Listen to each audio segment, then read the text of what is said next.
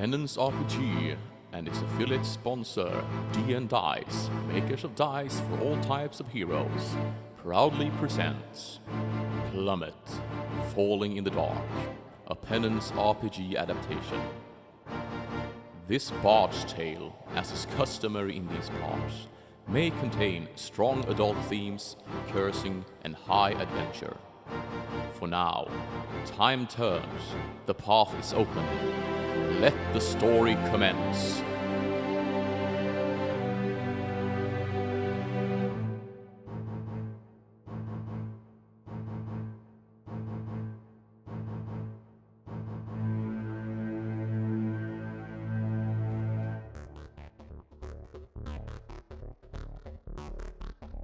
Welcome to episode 27 of Plummet. No Bellray tonight because he has broken his arm, and no Lenida because he's off on a boat around the Mediterranean. But for everyone else, who are you? What are you? And to celebrate National Help a Horse Day, how would you best help a horse? Starting with Amy. Hello, I'm Amy. I play Frankie, our human disciple. National Horse Day. National Help a Horse Day. Help a Horse Day. I know basic horse care, so I think the first thing they'd probably like is a really nice big groom, because horses don't like stuff in there. They get rather muddy, so I'd give them a nice little clean and stuff, I suppose. Okay. Squid? Hello, I'm Squid. I have a new character this week after the untimely assassination by Frankie of my character last week. Untimely? I don't think so. Well, I used to run stables, so I'm quite well adversed with horses, but I think the thing that would always have a polo. Not good for their teeth, but they do love a good polo. A good pole. Polo. Oh, Polo mints. Polo mint. I didn't realise what. Better than a sugar cube. Is it? Yeah. You can get sugar-free ones. Yeah. No, but I'm saying it's better than a sugar cube. Yeah, sugar-free is not necessarily better for them. I did not know horses like polos. The things you learn. And finally this week, Ash. Hello, Whispers in the Gloaming, Tabaxi Shadow Walker, and I think I would probably help a horse, depending where I found it, by finding out who it actually belonged to, and making sure it got safely off the road and back into a field and back where it's to its stables rather than running loose. Okay. I think it's highly dependable on what the situation is with the horse, to be fair. How much help it needs. Like Whisper said, if it's out in the middle of the road. Yeah, if it's sitting safely in the stables already, it doesn't really need any help particularly. So you have to find a scenario at which point the horse actually needs some help. A horse-related help scenario. So, I'm stuck in a ditch! so with that horse stuck in the ditch, we I don't know, it'll be fine. Yep, give it a polo, it'll be fine. So, on that note, we will turn to Dragon and say, open the storybook and tell us what happened last week. After fleeing from the birds through the small door next to the clock, the party found themselves in a long, thin corridor. As they passed a slope leading downwards and approached another small door, they heard the sounds of discussion from the other side and a familiar voice talking.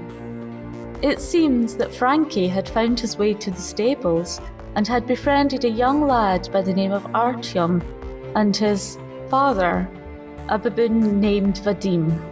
After informing Frankie they were planning to journey down the slope and adopting Artyom into the party, they began making their way to what lay below.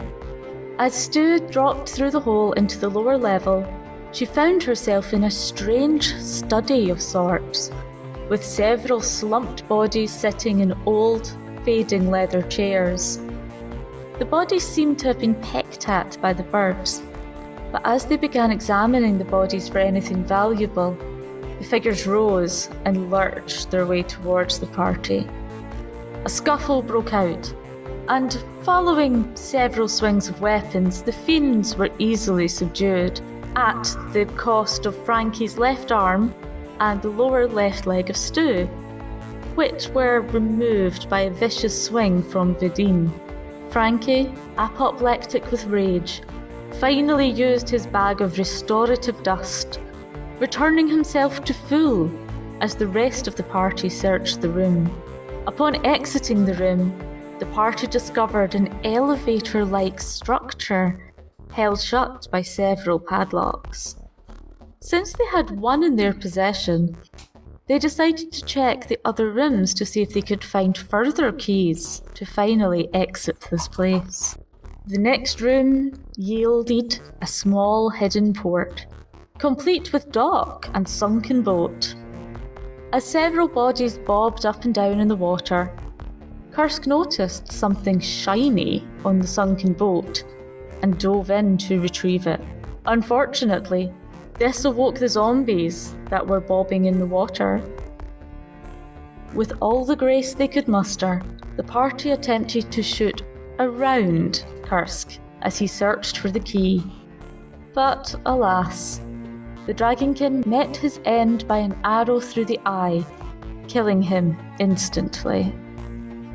After many arguments and further searching, the party came across a mortuary room complete with plague doctor masks and multiple jars containing highly scented plants such as rose leaves, mint, carnations and camphor. As Artyom and Vadim tucked into the flower jars and Stu found herself a new mask, more keys were discovered. One hidden within a removed stomach and another placed safely within a drawer. As they entered the final room, the party seemed prepared for anything, but seemed to only find an old dusty corpse. They then noticed a crow had made its nest in the corner. Stu, cawing at the bird from within her plague doctor's mask, checked the nest and found the final remaining key. As they unlocked the padlocks and climbed into the elevator, it descended slowly into a crypt. The party peered through the gloom, hearing something large, breathing slowly but steadily, somewhere in the dark. As they continued to explore, they found a massive, slightly ajar sarcophagus and some stairs leading to a securely fastened trapdoor. After many different attempts to open the trapdoor, the party decided to push the sarcophagus open and take a look inside. What greeted them was the sight of a wooden coffin with unnaturally deep, violent scores drawn over almost every inch of it. Vadim decided to hatchet the box open, shattering the contents and causing thick green smoke to pour from within. A scrawny man made of sticks arose from the smoke and asked, "Have you brought my end?" Before inquiring further if they would kill his brother, a captain in the bandit camp nearby. The witches did this to him. He wants his brother to join his fate. Giggling, he tells them to open the box, unveiling a small red gem, which he tells them is theirs to play with now, before slowly fading away, unlocking the trapdoor as he leaves. And lo, the story continues. As you open this door, we'll assume for canon that Artyom and Vadim and Stu are arguing amongst themselves where best to go, while the rest of you head off to explore what this bandit camp is you can see in the distance. As you approach the edge of this bandit camp, you can see that they very much sort of set up within sort of sectioned off part of the grounds, but it looks like a sort of raw iron gate around them, and it looks like they basically set up within these walls. But as you look around the edge of this camp, you sort of peek over the wall and you don't see a sign of anyone, except right next to the gate in, you see a cage containing... Can you describe your character? He is a very dark red tiefling, tall and skinny, with sort of classic demon horns swinging back from the front of his head round the sides of his temples. Okay, so you see a red tiefling. What do you do? Is there anybody in? Hello. Why, hello. Tiefling. Frankie's just going to point. He's just going to stride up and, pleasure to meet you. The name's Karis. Frankie, is anybody in? We've had a horrible time. I've not quite ascertained that yet. Is he not in a cage? He was in a cage, but he just seemed to like open the cage and just walk out. Frankie's very confused. Frankie's just like wondering why. So, you go in there for fun? Or just to... I am a thief, and I just like to do this to, practice? test my skills. Lock myself in, get myself back out again. I could understand. It's not the weirdest thing we've had. No, it's actually quite probable. Testing his skills, practicing. I know I should have rolled, but just went with that. So while Karis and Frankie get to sort of chatting, and Whispers has sort of appeared there with them, you look around. It looks like this bandit camp seems to be abandoned, although there are several bodies just lying around that seem to be being pecked at by quite large black birds. And you notice in the tree next to the camp, it seems to be slowly amassing more of these thick black birds. Are we still heading the right way to be heading towards the centre where we need to get to? Yes, you're heading towards the middle of the bandit camp. In the middle of the bandit camp is this massive single tent. Standing in front of the single tent seems to be this gigantic, it looks like a sort of stone guardian holding a club, but perched on top of him is about 15, 16 of these black birds that seem to be cawing and like moving around all the time. And you notice it's like an automatron. It just seems to keep moving, confused because these birds keep like pecking into the side of its head. Now that does look slightly ominous. It just looks odd. There's all these bodies lying about and there's one tent in the middle of it all. Well, there's lots of little tents dotted around, but there's one like obviously main tent in the middle. With a bodyguard. The bodyguard's so much standing in the town square as it is standing in front of the bit large tent. Okay. So was it that large gentleman or the birds that did the killing? The people seem to have died for weird reasons, but they seem to be pecked to death by birds. Yeah, I'm not sure about the whole bird situation. Did you guys work it out in like earlier episodes, or are we still not sure? Other than they were crazy and attacked things on sight, pretty much. I'm very tempted to use animal handling on a bird. Go for it, go for it. Go handle a bird, Frankie. But I'm kind of torn between animal handling and arcana to see if there's like a force controlling the birds. Okay. I'm gonna go arcana. I'm gonna wander up near a bird and try and like gauge its aura, kind of. Okay. Roll. Roll to see how well you gauge a bird's aura. Well, it's none. It's just a bird. The bird looks at you, tilts its head, and goes. Ah! And it hops towards you and sort of looks at you quizzically. Hello, birdie. Nice birdie. Back away slowly. 19, yes. Oh, no. As you sort of say nice birdie, another 2 or 3 land on either side of it and just again all, it's like in unison, tilt their heads towards you and go, ah! Can I do a demonology check to see if these birds are all demonic? Yep. There is no demonic influence on the birds. They're just mad, crazy birds. Mm-hmm. Okay. Birds. I'm just gonna back away slowly and... Right, that's creepy shit, but what do you suppose we do? We'll go and check out this tent? Might as well. There might be something there to pilfer. Well, I don't really want to introduce ourselves to the big guard. Is there an easy way to try and stealth past it? Well, easy, but a possible way to stealth past it. You can look around the edges and see if you can work your way around, but the only entrance into the tent seems to be at the front, basically, next to where the guard is, so you can maybe cut another hole into the tent if you went round the side, but it depends if the guard could hear you or not. You could always just try pulling the pegs up around the mud flap and lifting the side. Well, why don't we do either of those? Seems quite a good thing. I have a sharp dagger, or we can pull up the tent pegs. Let's take a jaunt around the side and see what the situation is. Absolutely. There may already be a flap open of that end. You never know. Very true. There might even be a rear entrance. You can just feel Frankie going, oh. Yeah. Frankie's just looking at like, not mine. God. So, You make your way around the edge. You see lots of little tents. They look like single-person tents. They do all seem to have like all the sort of possessions you'd expect from someone living there intact. I mean, they're still there. There's cooking equipment, cleaning equipment. It looks like jewels and valuables still just lying around. This is very odd.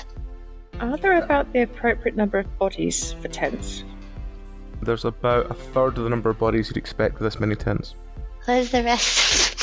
So either the birds got very, very hungry, or there's 2/3 of this force missing. And There's 2/3 of this force in that tent. So what are you going to do? I take it we continue to cut a hole in the side of the large tent, I think.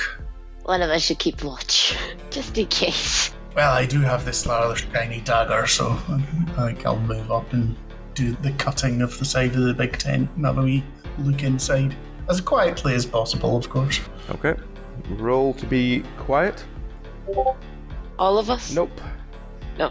You hear the sound of grinding stone, and as you look over, the automatron has definitely turned towards you.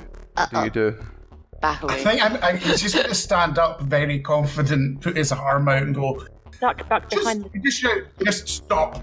Let's see what the automatron does. The automatron moves very loudly towards you and stops about a meter away from you. Now, how stupid is this character? Well, Frankie in Whispers have already kind of backed off. So Yeah, you're I'm kind making of sure on your the own. tent is between me and the automaton. Frankie's kind of just like hiding, like around the Yep. corner. He's like, "Nope." Is there space that he could try and just, like, roll between its legs and back off the other way? You could, yes. Roll That'd to be try a and roll dick. between its legs. Yep, you roll between its legs and you carry on running. It slowly turns round and you hear a very old sort of voice within it goes, "Trespasser."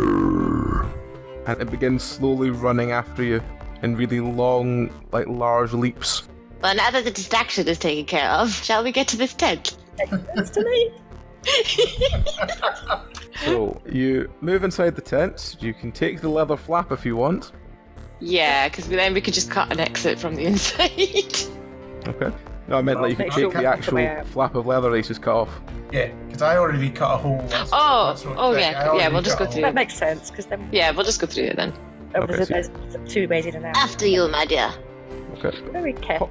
You Yes, hobble be very inside, careful. and inside there is the sort of snoring bandit lying with like a bottle of rum in one hand, lying on a bed. He doesn't seem to be wearing much clothing, if any. Well, that's rather difficult. I'm assuming he's the brother. Anything else in there, or is it just the bandit? You look around, there's a couple of like boxes of treasure, like sealed boxes, a couple of open boxes all full of jewels. There's a table with some playing cards lying on the side, and to the edge of the tent at the front there seems to be lying a sort of guard's body who looks like he's been stabbed in the back. What do you think, Whispers? Do we just kill him and take his stuff, or just take some stuff and go? Definitely take some stuff. The question is, Definitely do we- take some stuff. Yeah. Do we want to actually question him, or do we just want to take stuff and leave? Well, We've got somewhere that- we need to be. that creature we met in the place we've just came from, didn't he want his brother killed? And he was in the bandit camp somewhere. And it seems that most of them are dead, and he's the only one alive. Was he going to kill him? No, well, no, he said that he wanted him dead, but he gave us that weird red gem. Or maybe we could give him the red gem, see if it drives him mad. How much trouble we want to cause? I'd like to try and get rid of this amulet at some point. We can actually do what the dragon asked and move on and get paid finally. But I'm going to grab some handfuls of stuff. Oh, yeah. Easy to carry stuff, like gemstones. They're kind of easy to carry and light. Well, while you're doing this, we will jump to Karis. So, Karis, do me a dodge roll to not be hit by a club. Will do. You manage to jump over the first club swing. How are you going to get out of the way of this gigantic automatron that's following you?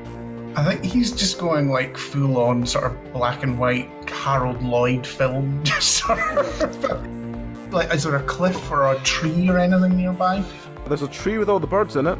Sod it, we'll go for that. Try and lure him there and then run up and flip back over his head and run back to the tent. Okay, roll. You should totally, like, Roll to run give up him the tree fingers. first of all. Yep, you run up the tree. Roll to flip past him. No. No. You fly into the air and you're the perfect height for a baseball, and he swings. He misses. Yes. You land at his feet. What do you do? Through the legs again. Roll! Roll! Natural 1. You roll to try and get through his legs. What happens when you try and roll to get through his legs? 11. Right arm. Your right arm gets caught. What happens to it? 13. Minor loss. You lose one of your fingers as you slide through his legs. Oh, for fuck's sake!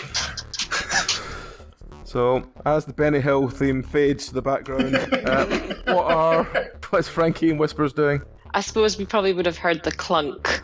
Yes? No? Well, he's on the tree outside, so you'd probably hear the sound of this, like, mighty swing, like, whoosh. But you won't have seen, and you might have heard him yelling for fuck's sake, but, yeah. That's still not a reassuring sound, to be fair. I say we just pilfer some stuff and leg it. Yeah, cram Try and... gemstones into pockets and scarf. Yep. Okay. As you sort of shove stuff into your pockets, can you both roll me a, let's say, dungeoneering? One of you drops a coin and it rolls under the bed, and you hear the sound of it rolling down some stairs, and you realise that there's a set of stairs underneath the bed. Ah. Do you want to investigate this, or do you want to just grab your stuff and leave? Frankie's curious. Frankie's going to take a peek. Okay. Very quietly. Don't know how you're going to quietly lift a bed to look under it, but fair enough. I'm going to try and, like, scoot on, like, slightly underneath the bed. Like, check under the bed and, like, see if I can lift it slightly. Gag and tie this guy up first, and then he can't make any noise, and then we can look under the bed to our heart's content. Alright, fair enough. Okay, so who's tying him up? I would have liked to see the surprise in his face when I turned the bed over, though. Flip. You can do it that way if you want. No, we've already got the distraction running. Okay, so while you set about tying him up, we will return once again to Benny Hill theme of Karis. What's Karis doing now? I think this time he's going to try and run round the back of the tent to break line of sight with the creature, see what it does. Okay, roll. You run around the back of the tent. The creature runs straight through the tent. Can Frankie and Whispers do me a dodge roll? Oh dear, sorry about that! They're both fine, but the tent goes flying. It's now all out in the open, just leaving this snoring man in the middle of the open, as this creature is still chasing Karis. Shall we shove the bed over? Because if that didn't wake him, he'll shove the bed over. Okay, you push the bed over to one side. The stairs leading down to be quite all round. I think the idea is actually to tip it upside down over, not just push it to one side. So you're pinning him under the bed? Yeah, I think that was the idea, wasn't it, to flip it over? Yeah, why not? I'll help. Okay, so you flip it over. As you do this, all the birds in the tree begin to caw loudly. We could just flip the bed back over once we're underneath, once we're all in. Is there respite down those stairs? No idea, get in here! No need to ask me twice. Okay, so are you all just sort of running down the stairs and pulling the bed on top of it so the automaton can't follow? Yes. Okay, let's see, what does the automaton do when you do this? The automaton just keeps running around, waving its stick, like just making weird whirring noises. So you hear it running around you, but it doesn't seem to know where you've gone. Right, very quietly, we'll walk down the stairs. Okay, so you still hear snoring coming from above. So you get to the bottom of the stairs, there is a massive stone door. On the stone door itself, there is 4 sort of small indents. Are these for things to go in? Like like little gems to go in? Ooh.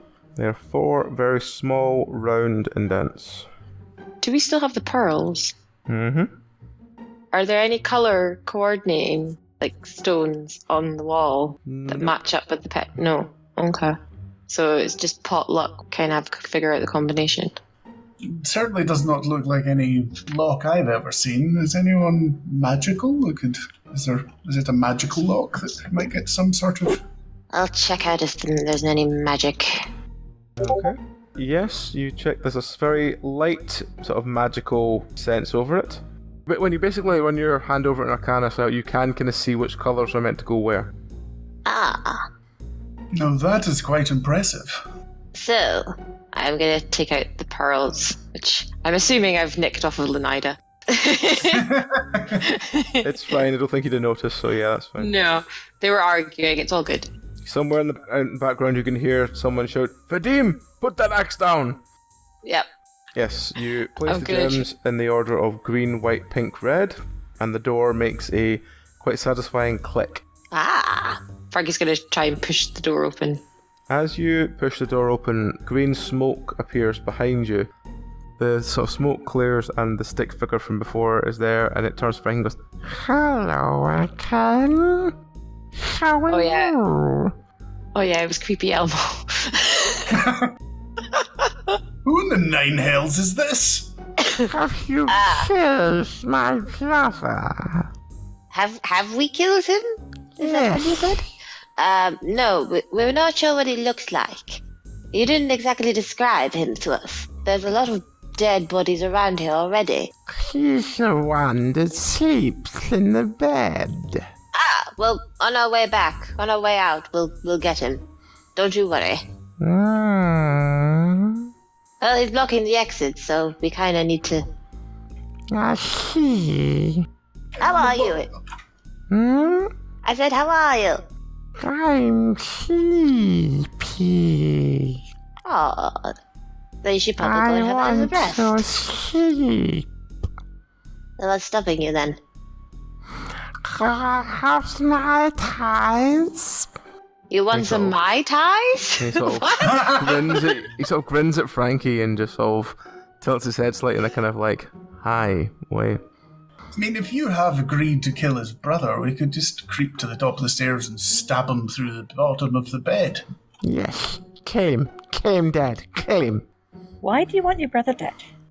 He imprisoned him. Left me. Apparently some witches and his brother helped imprison him. At least that's what he told us anyway. Kill him with the red gem. Oh. So my first idea was maybe the right idea. Kill him. Bloody. Blood everywhere.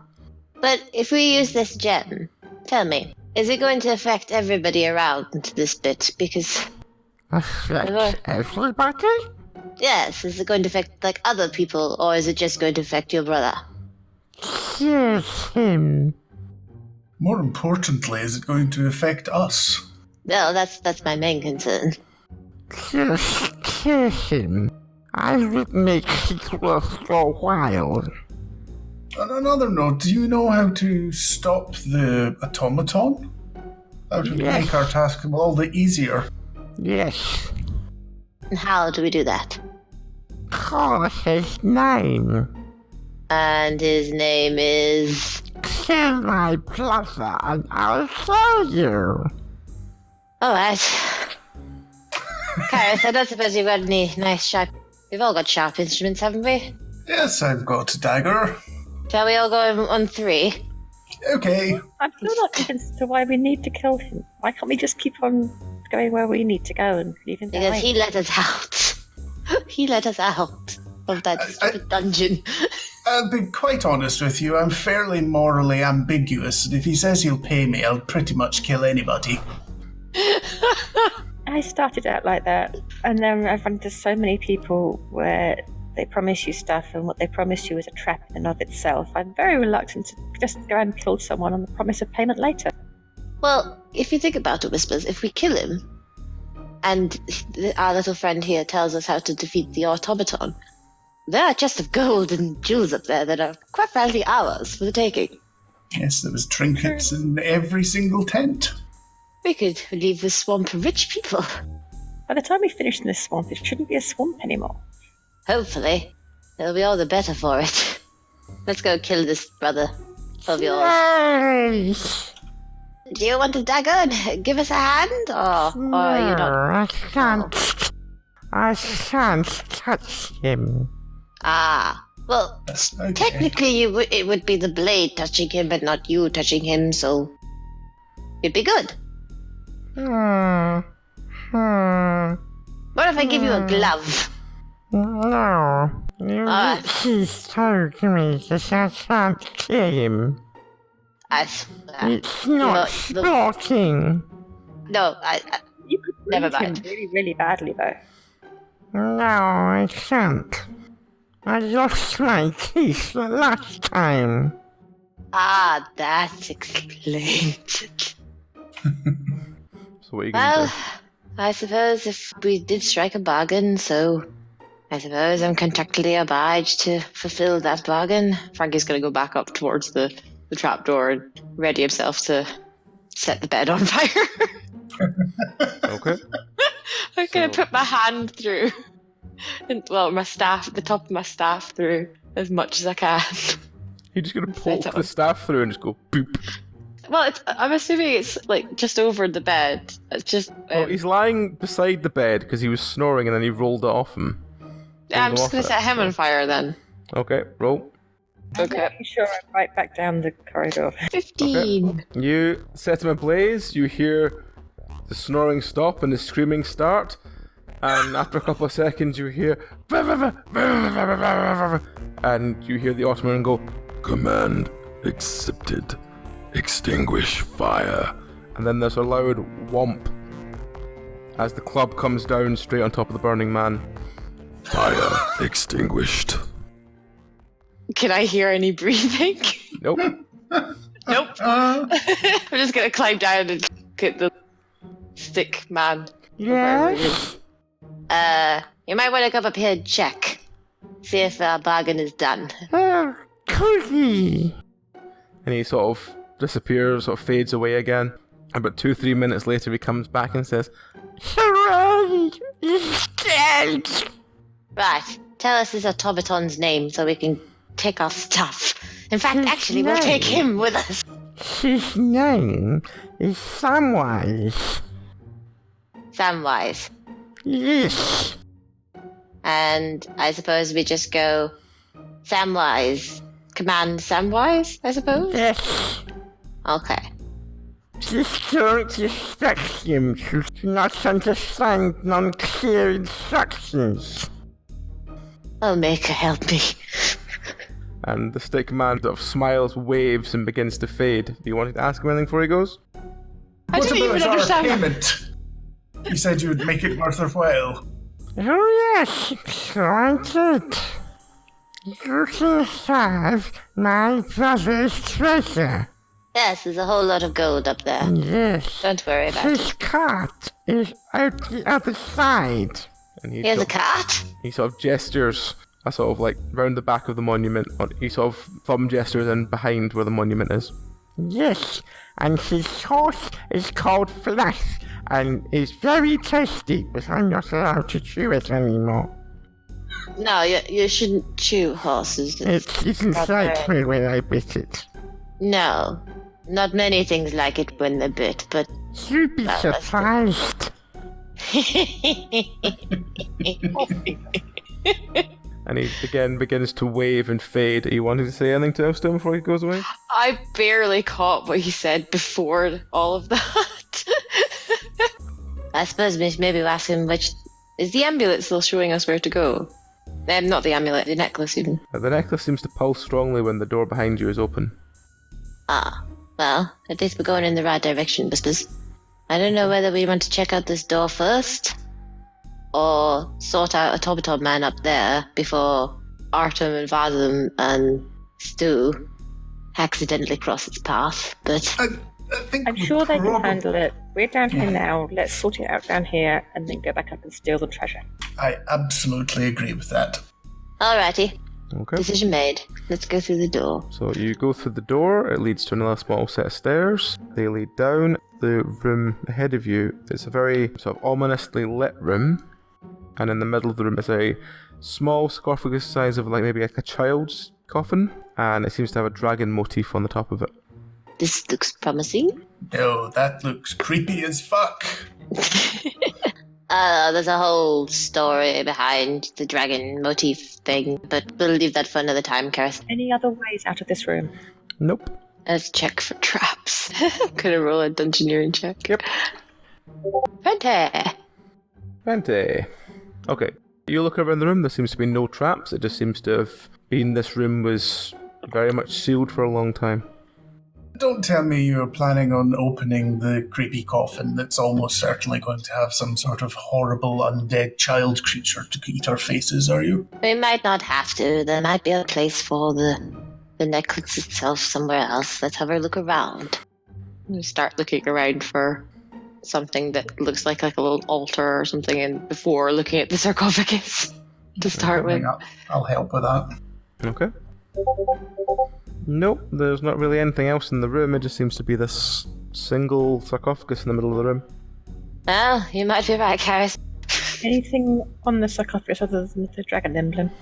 It just seems to have this dragon motif with little wings going down the sides of the box. Can I check it for traps? Mm-hmm. Yep, you check it over, no signs of traps. Well, it's certainly not trapped anyway, but you probably don't need to have one when there's a horrible undead creature inside waiting to eat your face. Does the gem point towards the sarcophagus? I'm Amulet assuming? pulses strongly when you move it close to the coffin. Yeah. Well, we're in the right place. Stop pulsing as strongly if we pull it away from the coffin again. When you put it close to the coffin, it seems to there's a sort of heartbeat. You hear it, and you also feel it through the amulet. And it seems to be beating in unison, and then when you pull it further away, it gets quieter. But you've noticed that when you held it slightly closer, it seemed like it was beginning to slide open. Okay, well I will hold it closer, and I guess we're going to try and wake this thing up. At this point, Karis is going to retreat about halfway back up the stairs, so he can still see, but from an elevated position. Okay. Frank is going to remain close by. You hold the amulet next to the coffin. The coffin sort of slides open, revealing basically a sort of nest of straw and a sort of single tiny location in the middle that would fit the amulet. Yeah, I'll stick it in there then. Okay. You place it in there. The coffin slowly closes, and all around you suddenly feels incredibly calm.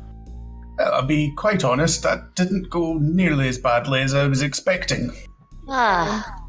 Waiting. Okay. Let's see what happens next. You see a sort of ethereal figure begins to sort of materialise in front of you, and you recognise it as being the dragon woman from 4. She basically just says, "Thank you for bringing my amulet back. I can now move on," and says you're welcome to any of my family's treasures that are within the house. This is a house? Yes, you are on my family's land, and my manor house should be nearby. Oh, thank you. Safe travels, I suppose? You could have helped. Sleep Again, well. she sort of bows gently to front of you, and then she seems to start fading away, and the coffin seems to sort of fade to solid stone, as if you wouldn't have realised it could have opened if you'd seen it now. Time to go. Take the treasure, shove it in the cart. Get the automaton. We can have that as a bodyguard. Now that is a good idea. We can guard the cart. Okay. That means we don't have to leave it unattended. Okay. Are you going back up the stairs? Yeah. Yes. Okay. So you walk back up. You see the automaton standing again. Birds have started to land on top of him, and he's gone back to standing where he was. Do you want to do the honours, or shall I? Karis, you do it. Samwise, follow. The automaton turns to face you and goes, "Order received." and begins walking towards you. How are you, Seems to- Samwise? Order not understood. Please repeat. We'll get there. Don't you worry. So, what are you going to do? Do we use him to pick up all of the treasure and Yep. take it to this? Yeah. Time to go and check the cart is where the stick man said it was. Yeah, let's go get the cart. Well, but I'll continue to say Samwise follow, and then we'll leave him to guard the cart while we come back and loot everything. Oh, I was gonna go get the cart and bring it there. Oh yeah, I suppose. Shorter journey. True. So tell Samwise to stay. Sit. Good boy. Guard the gold. Samwise, guard the gold. Order received. Guarding gold. We're gonna have to come up with some sort of, safe word for him so he knows it's us and not some other... In fact, I'm going to stay here with him while you guys go get the cart, just in case. Okay. Because I don't trust leaving him on his own when we've literally just got him. after killing his owner Well, I'm by not accident. I'm not very good with horses. Are either of you? Because they did say this horse was a little bit feisty. I don't do horses. Fine, I'll go with the horse. Someone else can stay here. I'll stay here then. Actually, that might be the better plan, Whispers.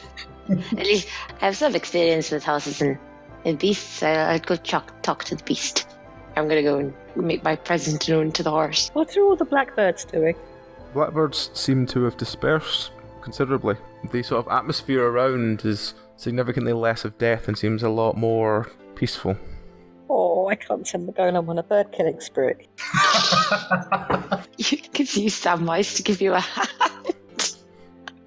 So, are you going to find this cart then? Yeah, I'll go find the cart. So I'll go, Frankie. But you do find a stable with a very angry-looking grey horse Oh dear. with notable bite marks around its sort of rump area. Well, I that know could make how- anyone angry. Yes, isn't that poor? I'm gonna talk to the horse and be like, by any chance, is that some nasty alligator or crocodile of some sort? The horse sort of goes and looks at you very angrily. It You don't happen was. to have a polo mint in your pocket, do you? No, but the only thing I have is tobacco and my pipe. Don't I let mean, I your don't have horses any smoke. goodies. That's not No. helping a horse. No, that's not going to Hashtag help. horses. Going back to my intro, I'm going to give the horse a nice, gentle groom just to try and acquaint myself with him. See how the horse reacts. The horse is not happy at you touching it. Frankie's going to recite some passages of like the stories from Karen and the Smotherers to the horse to try and calm it down a bit more by using some religion. Roll to see if your horse believes in God. I'm Yes, gonna do. you I'm found that gonna. you've converted the horse to your religion. And you know what? I'm going to call it Tubbs. Oh God. Tubbs the horse. Tubbs, the writer of the Karen and Smotherers religion. Yes. After Saint Tubbs. Come along, Tubbs.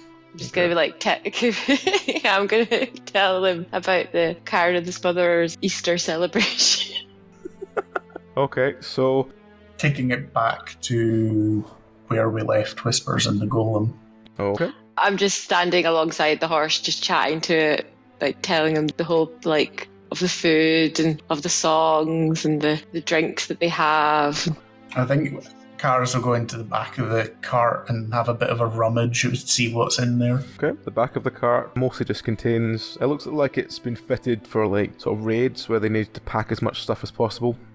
Storage space. Lots of storage space. So yeah, it seems to be fitted for as good a carrying place as a one horse cart can be. Is it full of anything or is it just totally empty at the It moment? seems to be totally emptied. Okay. No treasure, but plenty of space to put treasure in. I suppose we'll just guide the horse and cart back to Whispers and Samwise. Okay, so you return to where Samwise is. What are you going to say to him, or what are you going to do? Samwise, stop guarding the gold. Order received. How's Tubbs' reaction to Samwise? Notably concerned. It's alright, Tubbsy. It's alright. He's not going to come near you. Let's start loading this cart up. So what are you Agreed. putting onto the cart? Are you just going to go through tent by tent and just loot it? Yeah, Yes. pretty much. Okay. We'll start with the treasure in the big main tent and Yeah. go from there. Okay. Start from the most concentrated and work our way out. You sort of work your way through everything, and by the time you're about 2 or 3 hours later, you have loaded the cart as full as you possibly can. You must have at least 50k gold. Nice. Yay! Powers, back pay. Where should we go now? Well, I reckon we should go to a city or a nice town with a spa. Yes. But we're not going to go back to Baron Gregory because he was never going to. Hell no. He's just going to take all this money, so we'll go somewhere else. Okay. Do we need to tell the others where we're going? Well, I'd rather. I'm assuming you're going to subconsciously pick them up, I think. Even though they don't know what's in the cart. Frankie would really like to find Igneous. This is his bro. Yeah, Igneous Igneous is- is alright. You haven't seen Igneous since Stu's the alright. Flumes. Yeah, I know. Frankie's really concerned. He's like, Stu's alright. Ohem for the birds. Do you? Do you really? Yeah, he did kind of help keep them off me back in the house. But what What's do you it- think what's of it- Archim and Vadim? I haven't met Archim and Vadim. You don't want to. Bunch So I of have no nutters, reason the to pick both of them up. I them. don't know who they are. Bunch of nutters, the both of them. So, One's an ape, and the other is some sort of man-child. Yeah, but you're an This is ape from as well, Frankie's Frankie. I point don't of hold that against you. Well, yes, I suppose. so your options are you head back to Arin, or whatever the road is that leads south. I reckon Well- we should. We don't want to go back to where we were because they're just going to take all our gold and not give us our back pay. So we're just Yeah. going to sail off into the south, I guess, because it's not east or west for sunrise. I also have the idea that there are 3 of us, and we did most of the work. And when we return with everybody, there's going to be 7 of us. I reckon we should maybe keep a lot more of the money than we admit that we found. Yes. Then share everything out with everybody. I think we should get a lump sum. Don't have to mention it's there at all. Yeah, that's very Do true. so like the way you two think, I have to say. We could also put a little bit extra in our own personal backpacks. I'm telling you, Karis, from the things we have suffered these past 20 odd episodes. This would be the backpacks we filled before we went down the stairs, yeah? Yeah, this is all like the bereavement, the sick pay, the dismemberment pay, loss of limbs, loss of genitalia. The list is endless of things that have happened. Well, that have Dennis, been you good have though. enough gold to speak to a certain person if you want any of those back. Well, I'm completely whole right now, but Frankie's I'm missing like, a few fingers, but it's not worth opening a bag yet. Yes, I'm only missing a finger. But that fucker Samwise knocked it off. well, Command count yourself lucky then, huh? heard. Knock it off. Ah! Swinewise, lean back. Samwise, stop! Why stop? Command we- acknowledged. We're gonna have to figure out some safe words for this boy. Yes, I'd better be careful what I'm saying around him as well. Yeah, I think we might have to Right. find a disengage Let's, button. let's refer to him maybe as Sammy Boy. And let's Yeah. actually use his name. Very good, very good. And let's not tell the others his name. Yes. They might work it out very quickly when you use it, but yes, you never know. So, are you just heading to the road to the south then? I suppose we'll Yeah, go I pick up think the rest so. of the guys then and go south. Yeah.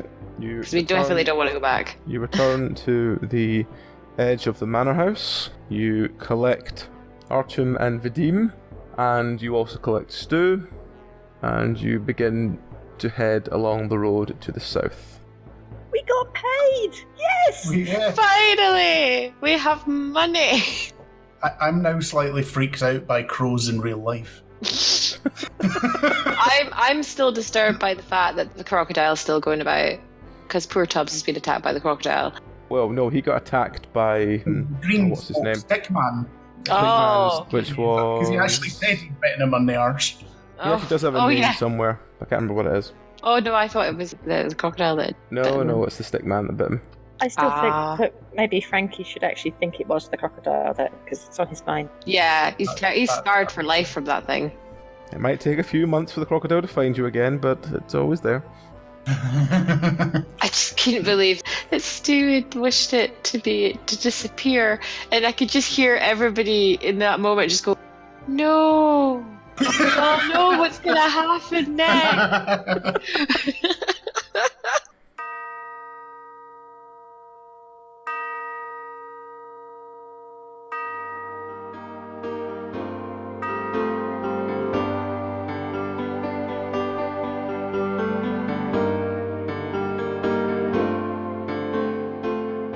It seems time has run out for this week at least.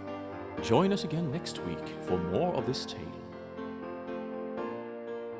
These bard's tales were originally told to us around a campfire in a long-forgotten land as Descent Journeys Through the Dark.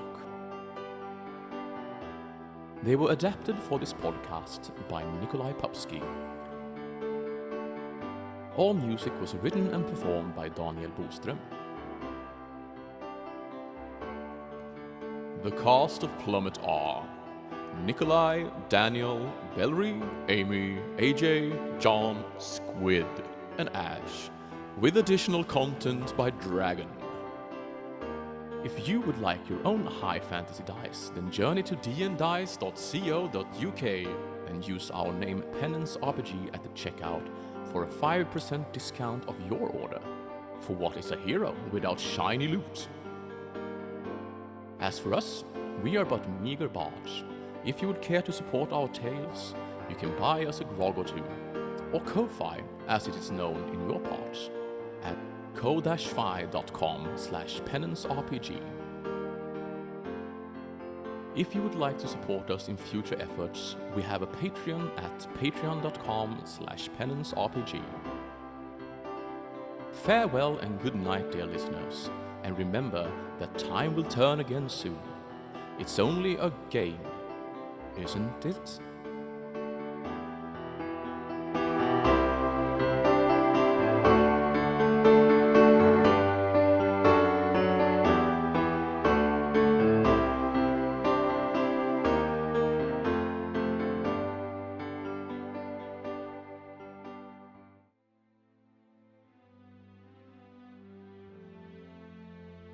There's about a third of the number of bodies you'd expect with this many tents.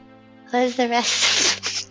So either the birds got very, very hungry, or there's 2/3 of this force missing. And There's 2/3 of this force in that tent. the tent's a TARDIS. Whatever is a TARDIS? Time in dimensional. I I've been awake too long. Been awake too long. Right. I have been awake too long. I've been awake since like 3, so Like 3 My brain this is just like- afternoon? 3 a.m. Okay. Not sure why that has anything to do with remembering what TARDIS stands for, but okay. Because I'm looking at a picture of like the TARDIS and stuff, and it has it written out, and I'm like, I can't read. Bluntly, that sounds like a you problem, but let's not get into that. No, I honestly can't read it now. My brain's just like, letters are not matching. I thought you said letters are not magic. No, matching. Matching. Right, Connections okay. are not firing in my brain. Like words I can't read them together right now. It's just like, your brain is tired, Amy. I'm like, I know, but gaming. So it stands for Time and Regional District. Sorry. Time and Regional Dialect in situ. Yes, that's it. For fuck's sake. Time and relative dimension in space. No, it's Time and Regional Dialects in situ. Yes, yeah. So, moving on from what a TARDIS is, when Frankie didn't actually explain what a TARDIS is, it just said what the name stands for. It's a big box that doesn't look like a big box. There's really a small box, but you can fit a lot in it. I just look confused. So Even on it's the a, inside than the outside. Yes. it's a big box that you can fit things in that's not as big as a box. Magic. Magic, okay. It's a bag of holding is what you're saying. Tent of holding. That in too. space. Tent of holding.